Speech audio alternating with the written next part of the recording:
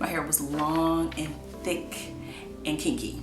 And I remember sitting between my mom's legs, and I remember her struggling with that comb and that brush to get my hair ready for school every day.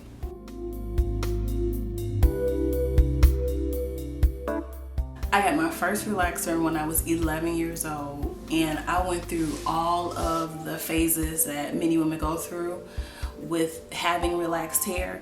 I had times when my hair was thin. I had times when my hair broke off. I had bald spots. I went through it all. The unfortunate thing though is that my concept of beauty for hair is that it had to be straight. That was the only thing I believed. And so, like many women of color, I went through that same period or season of my life of thinking that.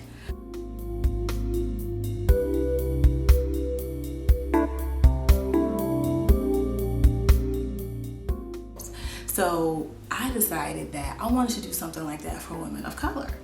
So I remember going home and I started doing all of these different sketches of Black girls with different hairstyles. Now this is back in the early 90s. I started doing these sketches, and I remember taking them in to one of my professors at that time. He was teaching a drawing class in my undergrad program, and he looked at the drawings and he said, honestly, these look really, really muddy.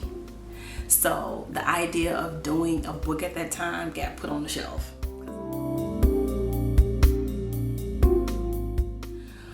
In the meantime, I did create the Beautiful Crown poem because it really made me think about how I feel about hair. And I wanted to express in this poem my love for all of the different phases that my hair had gone through and all of the different textures of hair that was even in my own family. And so that, I believe, was around about 94 or 95. So throughout the years, I took the idea of doing a hair book off the shelf. I would take it off the shelf and put it back on. I would take it off the shelf and put it back on. Because the timing was never right. The art never seemed to be right. I went through so many different versions of drawings. I tried so many different mediums, and nothing really seemed to flow.